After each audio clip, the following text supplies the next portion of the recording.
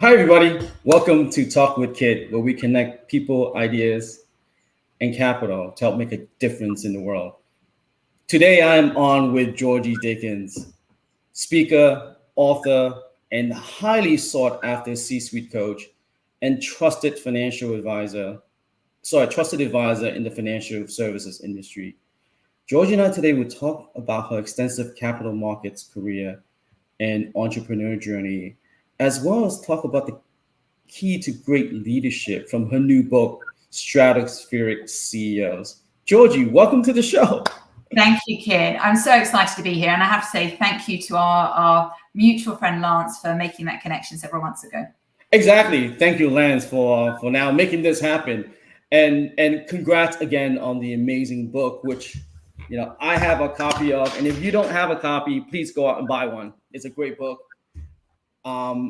So, Georgia, how we usually start the talk is really about origin story, because I think origin story matters and it gives a lot of insight. The reality is this: everyone looks at the iceberg on the top and they realize all the hard work, all the tough decisions one has to make to go through a journey to get to where they are today. And so the question for you is, what's the Georgie Dickins origin story? Yeah, and I'll go there, and I have to say I love the iceberg analogy, Kit. I use that a lot with my clients because I think it's interesting, isn't it? We all see the 1/7, the visible, the successes, the accolades, the stuff you read in the media. You don't see the 6/7, all the challenges, the setbacks, the sleepless nights, the personal sacrifices, the moments of self-doubt. And mine's been, well, again, it's been a journey. I had 20 years in financial markets before I set up my business. 20 years on the electronic trading side, working at ICAP, JP Morgan, Reuters. And I'm very fortunate to have had a great couple of decades in the industry. And it was probably 7 or 8 years ago, I just had that. I think our motivations and drivers change over time. And mine had certainly shifted, but I think I was so busy in the constant doing, that constant throughput of life, I hadn't really realized that my intrinsic motivation had shifted slightly. I love human capital. I love human behavior. I love psychology. I love mindset. I love high performance. I love working with the best and brightest minds, and how do you help them be the best of the best? My career pause, I had a career pause 7 years ago, which was health related. And my health, I had a burnout. And actually there's probably a poignant kind of area to underscore, because I see this a lot in the industry today. We go hard, and there's chronic stress has become the normal, like that low frequency underlying stress that's continuously there, and we've normalized it. My body was whispering to me for probably 5 or 6 years, where I'd had skin cancer, I had miscarriages, I had an overactive thyroid, all these different things. And our body is always whispering to us. It can't speak. It can't say, hey, you're tired, get some sleep. But it can give us the vital clues if we choose to pay attention. And I didn't pay attention. I really didn't pay attention, because it's better the devil you know. For me, it was easier to continue on that path, to be on planes all the time, to be just being the best version I thought of what I thought was the best version of me, but not realizing I was sacrificing my health. I remember my coach many years ago said to me, it takes more time to reclaim your health than to maintain it. And at the time I'm like, yeah, whatever, it takes more time to reclaim it. And actually you realize when you do have those moments of illness, or whether it's death, divorce, people, we have challenges in life, COVID, and it's often in those moments it presents the opportunity to do that self-reflection, to really, that self-insight, that self-awareness of what's working in my life, what's not working. So that burnout gave me, it was a forced pause. I would have carried on. It was my doctor who said to me, if you do not change the way you live, you won't see your children grow up. And they were 4 and 2 at the time. And that was it was a really harsh message to receive, but nonetheless a really powerful one of like, actually, I need to start taking life, health, wellness seriously in order to have stamina and sustainability, and do what I enjoyed. So that, and when I had that forced pause, I realized, I think one of the questions I've always, well, again, I suppose I now connect to is what makes me jump out of bed in the morning? What makes me, want to get to work, do what I do, and what makes me want to hit snooze? And as I said, I kept coming back to people, human psychology, behavior. So that led me to founding Kajetan, which is a boutique business in consultancy, coaching, and advisory. And I'm sure we'll cover today. It's evolved into many more aspects above and beyond that. And I get to do what I love every day. I'm incredibly passionate about people. And one of the words that really impacts all aspects of my business is impact. I want to really, and that's about helping people walk through their lives, and most importantly, I suppose, well, their careers, and most importantly, their lives with more impact, with more purpose, with more consciousness. So let's dive in a bit about that before we touch on the journey to becoming an author, because I'm very curious about that as well. But you said something that was interesting. When we started our career, it's about the grind, right? Mm-hmm. You got to work hard, mind over matter, right? My body's telling me this, but you know what? My body's weak, my mind's stronger. And then you become something, and through the process, you've lost who you are, right? Or you lost who you were. So the question is, and maybe you have advice, maybe you don't, but the question is, how do people go through that self-discovery before they actually hit that burnout? Or do you actually need to hit that burnout to realize that? No, and I'll share again how I think about that. And it's because I think of self-reflection. Look, all good leadership starts with self-leadership. And Stephen Bartlett, he said, you can read as many books as you like. If you can't read yourself, you'll never learn a thing. Because I'm an avid reader, as you can see. And if you'd have asked me 7 years ago, I'd have been able to share with you these models, these frameworks, these tools. Was I actually integrating and applying any of them? Absolutely not. So if we think about self-awareness, this is about holding the mirror up, and self-awareness is about the ability to see ourselves. My coach, when I was having the burnout, I remember her saying to me, who are you? And I was like, well, I'm a mom, I'm a wife, I'm a friend, I work in electronic trading. And she kept saying, who are you? And I was like, I like running. I love, again, high adrenaline activity. She's like, but who are you? And I'm like, I really don't understand the question, because I feel like I'm giving you the answer. But she said, who are you when you're not in the seat that you sit in? Who are you when you take that title off? Who is the essence of you? I genuinely didn't know. I think I was so on autopilot through life, achieving things. So the external validation, what people would see was the success, but they didn't, I'd lost touch with the essence of me. And that is very easy to do unless we take time for ourselves with ourselves. The same way you'd prioritize and create time with your CEO or your board of directors, we have to be on our own priority list. And that relationship is often is the most neglected. And when we think about self-awareness and self-reflection, I think of it a little bit like a fridge, the fridge we have in our kitchens. When you open the fridge, it's just opening the fridge door and taking a moment to pause, looking in the fridge. And if we think of the fridge is a metaphor for our minds, you're looking in the fridge and you're just taking a moment to pause to be like, what needs tidying? What needs throwing away? What needs organizing? What no longer serves me? What's past its expiry date? And when you start to take that moment to ask ourselves the questions, then it starts to give you more insight, more data, more understanding of who you are. But when we're in that going, we don't have full clarity, perspective, because we're busy. Our minds are they're so preoccupied. There's so much space that's taken. So I would encourage everyone to think about their minds, as a fridge or a room, but it's that pause, this power in the pause to really observe what's there. Because often we hold on to things, and Marshall Goldsmith has a great quote where he says, what got you here won't get you there. So every rung on the ladder that we're going through life and also in our careers, what the skills, the behaviors, the mindsets that maybe were great for you in your 20s, as you go up a level, maybe you need to shed, a bit like a snake, you need to shed things to allow for growth. And so I really invite people to, regularly think about that self-reflection, and it doesn't need to be a big direct debit of time. It could be 5 minutes, 10 minutes. And when you start to change the questions you ask yourself, you start to change your experience of life because you have more understanding.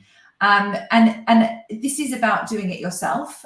And equally, it's having those people in your tribe, your trusted tribe, your internal board of directors, who can be the mirrors. Because we can't always objectively, well, I don't think we can't always objectively see ourselves. Whereas those trusted people around us can help us understand when we're entering the place of diminishing returns. They can tell us where we've overstepped. It's enrolling those people who will tell you the things that no one else will. And great leaders have truth tellers, because you look, blind spots are called blind for a reason. So That's therefore, it's who are those people who will share and disclose and who will give you that unvarnished truth. So that's amazing advice, by the way. So everyone that's listening, like, you got to go to that inventory, right? Do a fridge cleansing, which matters. Now, the reality is this, right? You spent 20 years in capital markets. You had an identity. You had a success journey, a path. And sometimes we have to go backwards to go forward. Though, talk to your audience about like that experience of stepping away and now starting something from scratch. And then how did that go from that point to then becoming an author? It's really interesting because when I left the industry, people would have called me a little bit crazy, because they're like, you're leaving a job where you've got reputational capital, you've got job security. Why would you set up something on your own? Like, that's a little bit crazy. And it's really interesting. The older I've become, the more I've really tuned into my inner wisdom, that GPS, that's our internal compass. And when I left the industry, and look, I'm not a leap of faith. I'm certainly a calculated risk. Before I left the industry, I had a coach who helped me really understand who I was and really what I loved. I think when you're in your 30s and your 40s, there are so many things you can do because you're skilled in so many areas, but what do you actually truly love?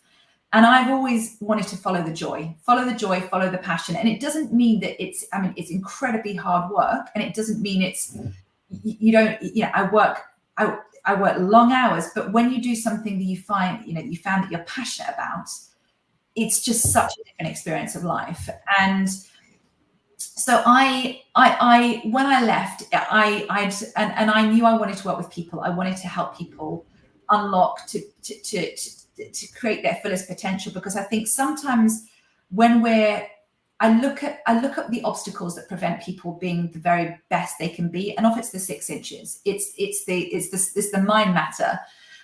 So that's where that psychology, that mindset piece was really interesting to me. Before I left the industry, though, I had a plan. Some people take a leap of faith, and then they need then to have the space to kind of then really focus on what that next step is. For me, that would have filled me with complete fear. I'd have been in a fear bubble. It would have just been totally the wrong pathway for me. Everyone has their own pathway. For me, I had an 18-month project. It was a research project to be like, this is the plan. And every day I spent 5-10 minutes on the plan, having conversations, planting the seeds, watering the seeds, giving those seeds the right environment to grow, to really get a sense of what I wanted to do. And because coaching was a real passion of mine at the time, I wanted to speak to some of the C-suite leaders that I'd worked for to understand how coaching had changed them. What were they doing differently? Then I wanted to speak to their coaches to be like, okay, how do you be the best of the best? Because I don't want to be the top 10%. I don't want to be the top 1%. I want to be the top 0.1% in terms of effectiveness, in terms of impact. So it was self-discovery, but it was also capturing all those kind of data points that were informing my plan, and then having an execution plan on the back of that, and then measuring myself against that. So it was about momentum.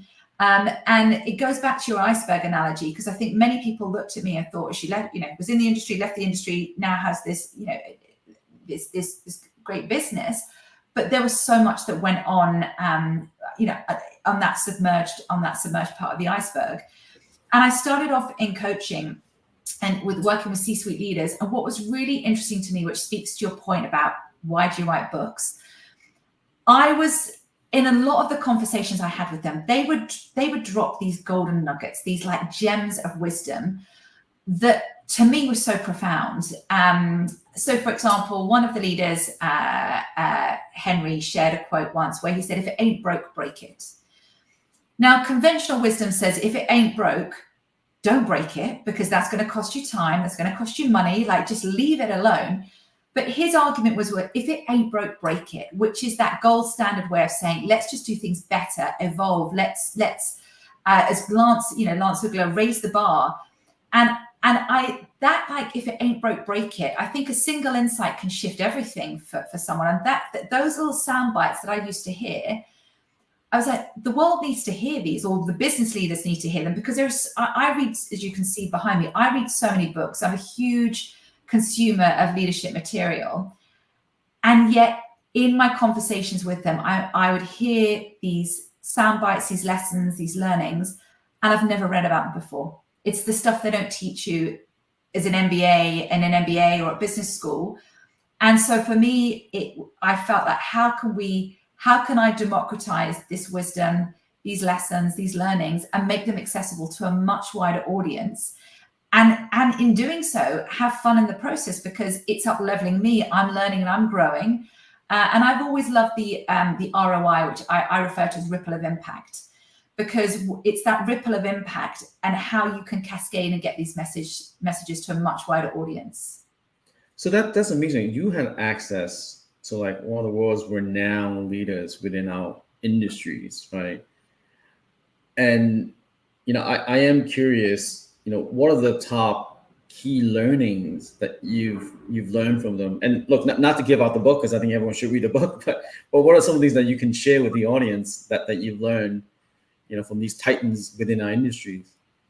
And I was just making a couple of notes there because there's so many. So I'm like, right, where do I go here? And I think there are several I want to touch on. I think there's one thing that I feel it's important to share. When I first started working with some of these leaders, to me, they were avatars. They were the people that you see at tops of organizations. You see them on CNBC and Bloomberg, and you see the polished version of them. And when you get to go behind the curtain, as you do with many leaders, I know this might sound silly, but what really surprised me is they're human beings. And they're human beings who, there are days where they move mountains. There are days where they wobble. They, like all of us, may have aging parents, may have children, just heading off to college. So they're human beings. And the leaders I work with, and I have a high filter for kind of who I work with, they're leaders who have that human side of leadership. They deeply care. They're passionate about their people, because they recognize that no one's an island. You can't build a business yourself. It's about having the Avengers. You have these extraordinary people who will help you execute on your vision.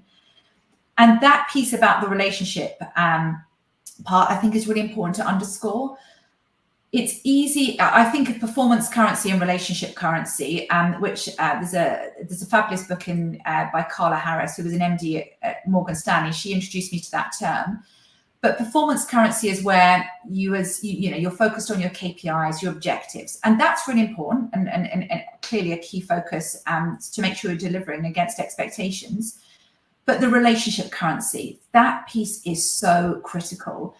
And it can often, it can be easy to spend so much time on the performance and not pay enough attention to the stakeholders, the people that matter.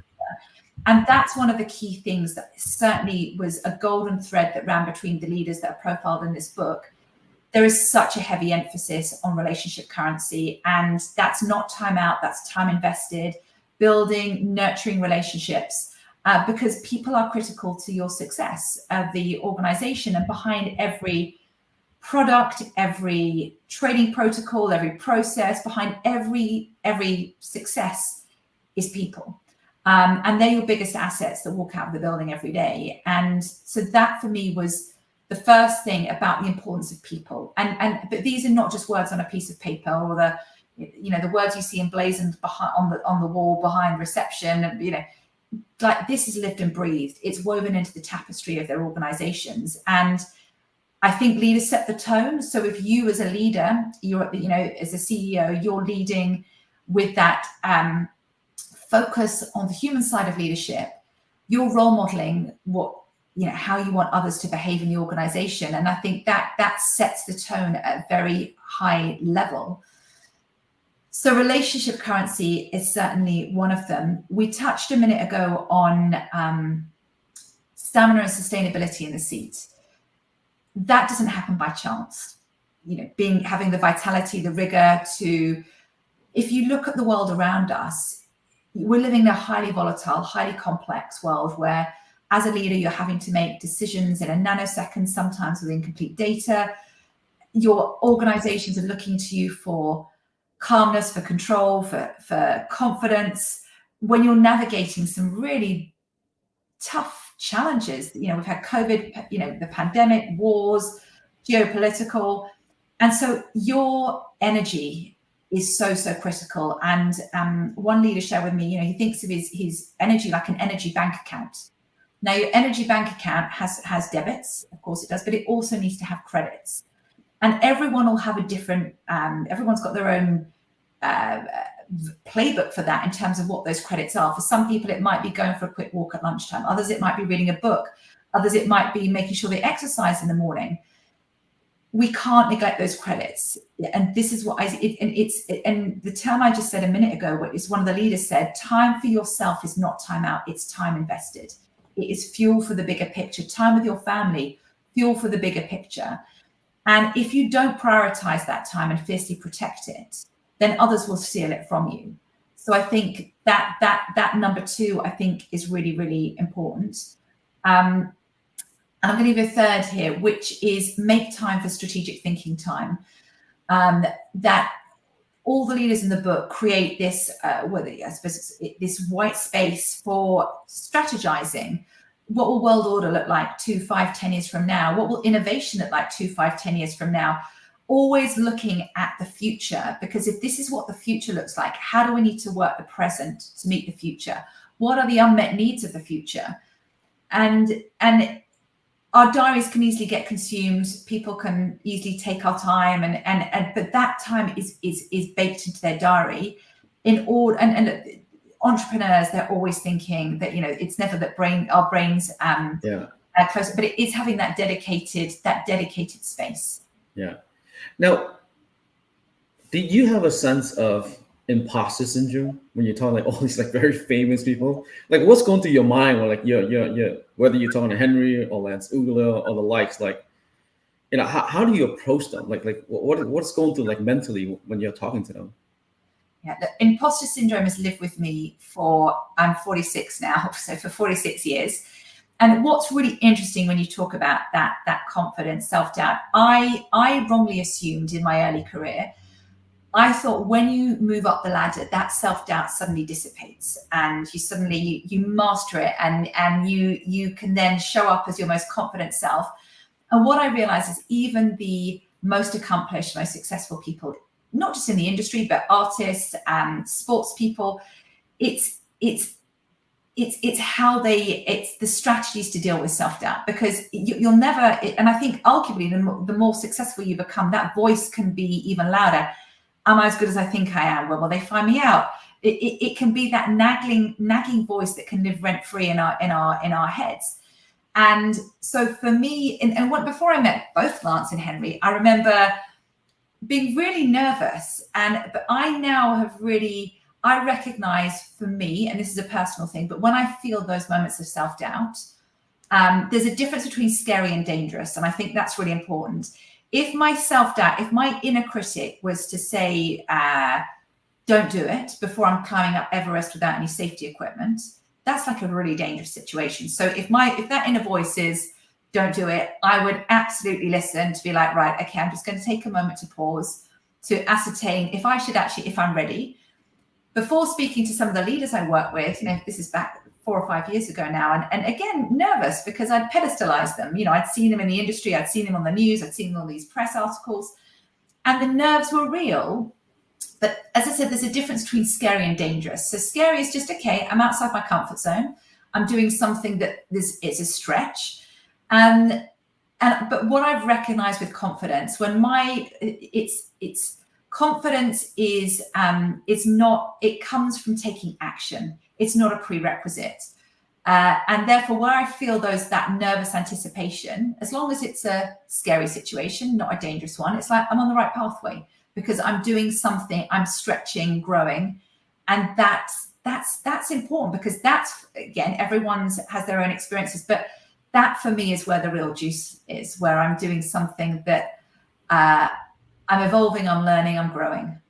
Yeah, it's about getting comfortable in being uncomfortable, right? Because you're not growing, right? Uncomfort is a sign of growth, right? Which is interesting. And the more you exercise that muscle, the more like any muscle, the more you exercise it, you become more familiar with it. And equally, I think the more experiences you've had where you've pushed yourself, I mean, you've really pushed yourself, and whether it's you're running a marathon, you're going to speak on CNBC, we'll all have our versions of what pushing ourselves means. But the more you push yourself, then when you feel the feels of that, whenever it next is, you can remind yourself, well, look, I felt like that at that time. And I still, like, I had it before I ran the New York Marathon a couple of years ago. I was so nervous, but then I remembered doing how amazing it felt from doing something I didn't think was possible for me. So confidence is, I said, I'm yet to see any successful leader who doesn't have those moments of self-doubt. It's how you engage with that voice, and make the inner critic a friend, not a foe, because it's trying to serve you. That inner critic is trying to protect you. It's kind of trying to keep you safe. It goes back to our biological wiring from 200,000 years ago, where if a saber-toothed tiger tried to attack you, then, chances are it might not be a great outcome. Whereas now there are lots of situations in life that are not life or death. They're not survival mode, but that inner critic thinks we're being tested. So listen to the voice, understand how it's trying to serve you, and make sure it's the passenger of your thoughts, not the pilot. No, I like that. That's awesome. Now, let me ask you this then. So if you were here talking to the Georgie Dickins of 20 years ago, yeah, and you're giving yourself coaching advice, and you're entering the capital markets, like, what would you tell her? Oh God, there's so many things. I think there's an acronym that just came to mind, which is JFDI, just flipping do it. When I started out in the market, I was just so grateful for the opportunity. And I think I always assumed that the next opportunity would come to me. Someone would be like, Georgie's doing a great job, and you get the tap on the shoulder. And I really recognize that we're the CEO of our own careers, and the CMO, the Chief Marketing Officer of our careers. And it's really important to take agency for our growth, for our development. I wish now I knew the importance of relationship currency, the importance of mentors and sponsors and advisors who can speak about you in the rooms that you're not in, who can give you the advice, the sound bites, the wisdom to help inform the choices you make and how you show up. So those to me would have been such fundamental lessons, the importance of the people around you and the importance of what's the worst that can happen. Like if you're asking someone for advice and they're like, no, I haven't got time. Well, just the JFDI, just flip and do it. And because life is about experiences, and there'll be some decisions you make that are great ones, others that are not don't work out how you anticipated. But we were talking about this when we talked about this when we first met, that life is about experiences, and there'll be, to your point, sometimes it's one step forward, one step back. And any successful leader you see, there is the setbacks, the failures, the defeats, the moments where things haven't gone well, and the success is not linear. It's so not linear. And it would be interesting, isn't it, if we could draw a line for when we look at, the Jamie Dimons of this world, the Jeff Bezoses, it's not linear, but it's how you respond to those setbacks, to those challenging moments, the attitude, the mindset you bring, that is such a defining feature. And the reality is, if you never quit, you never fail, right? Failure is first attempt in learning. Yeah. And it's really about coming back up and keep doing it and doing it. And so I love that, just flip and do it. So that's a great way to think about it. And with the acronyms, if we could build, and I love your fail one, fear for me is, and it goes, what I said a minute ago around, it's fear, when you start off in your careers, there can be a lot of fear because you've left college or you've come straight from school, and there are so many unknown unknowns. You're finding your way, you're finding your pathway. Fear, when it presents itself, we have a choice in terms of how we engage with that. So fear can be, false evidence appearing real. I'm not good enough to take the next step. I don't think I'm ready. That can be false evidence. Hence, it's important to interrogate it. But fear can also be feel everything and rise, like feel the feels and actually rise, take the next step. And the next step, when you often take the next step in life, the next step reveals itself. You can't, your career, you probably couldn't have anticipated all the steps ahead of you. But when you take the next step, you have you have more of an aperture of, you have different things that you can see and different experiences and different people that you can consult with.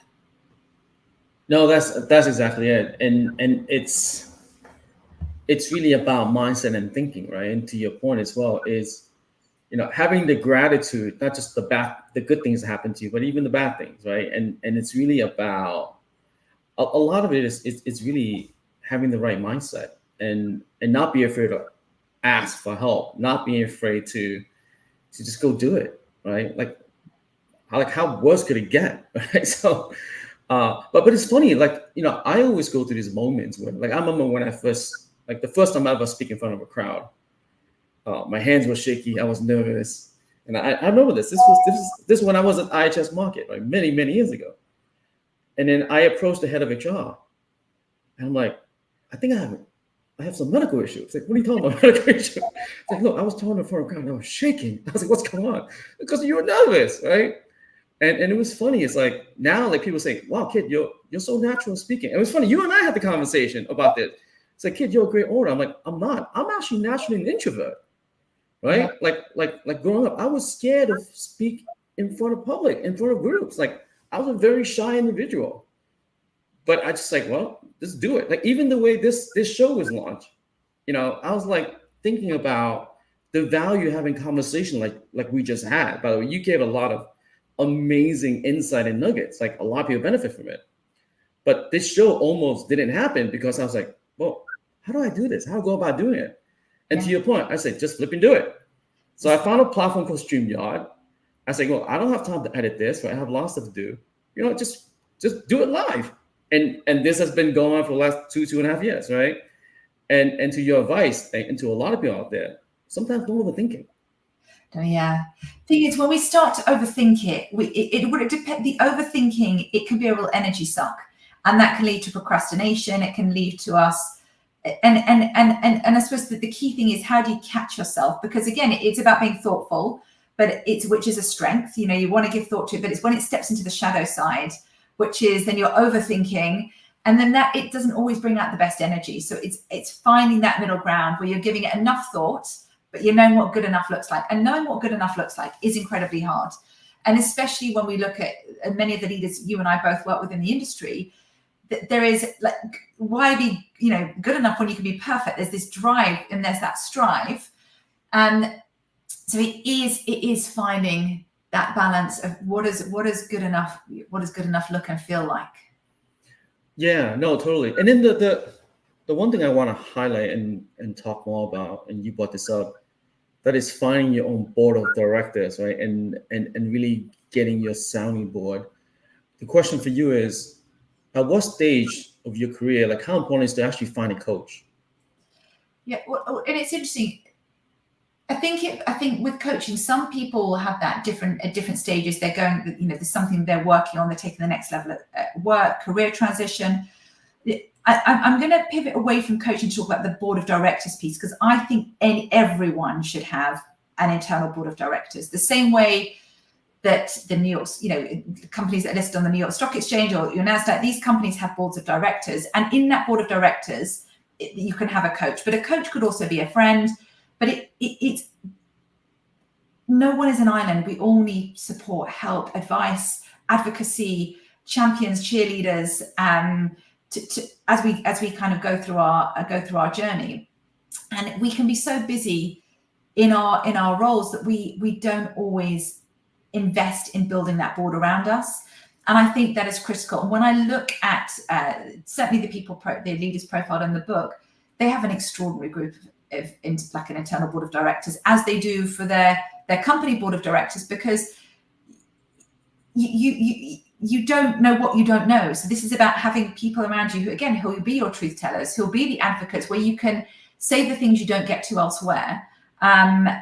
Because I think when we live in our own headspace for too long, we're not always coming out with the most objective thoughts.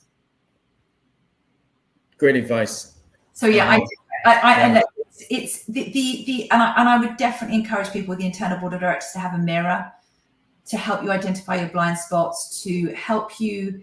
It might even be, look, some people have tics. There may be certain things, the way they show up. I remember one friend, she always, whenever I was in conversation with her, whenever her Apple Watch went, she'd just look at, and I'm like, that for me broke the attention of, now I'm not feeling like, I'm thinking she doesn't really care what I'm talking about, because she's, and again, people don't know what they don't know. Whereas when you have your truth tellers, they help illuminate things that maybe you don't see in yourself, but actually it would be really helpful for someone to highlight those to you. Yeah, no, totally. Georgie, it was amazing. A lot of great nuggets, a lot of great insight. It's amazing to have you on today. I think I've gotten those, like, people thanking me for bringing you on. So how we usually end the talk, it's really, the question is really, how can we help you? So, who are the people you want to connect with, and how can we help you collectively? Oh, what a great, well, look, underpinning all the work I do as a speaker, as an author, as a coach, a trusted advisor, it's all about what is underpinned by leadership excellence and sustainable performance in today's world. So if you would like, I love my podcast coming out in a couple of months. I would love to engage with people on that topic. My book, Stratospheric CEOs, is out next Wednesday. So I would love people to purchase a copy of this, but not just because it's packed with so much wisdom and insight. A single insight can shift everything. There are so many great reflective questions that each of you can ask yourselves, and connect with me. I on LinkedIn, I post weekly leadership bite-sized lessons. So please follow me, and I would love to connect. Kiet, I think what you're doing in the world is fantastic. You have such impact, and so I would love to connect with more of your following too. Great. Thank you, Georgie, for being on. Again, thank you, everyone, for your continued support. It's all those kind texts that say, Kiet, please have the show back. Please have the show back. It's how we got here today with Georgie, and we'll have more guests going into the future, but really appreciate everyone's continued support. And thank you so much, Georgie, for your amazing insight. Have a good weekend, everybody. Thank Bye-bye. you.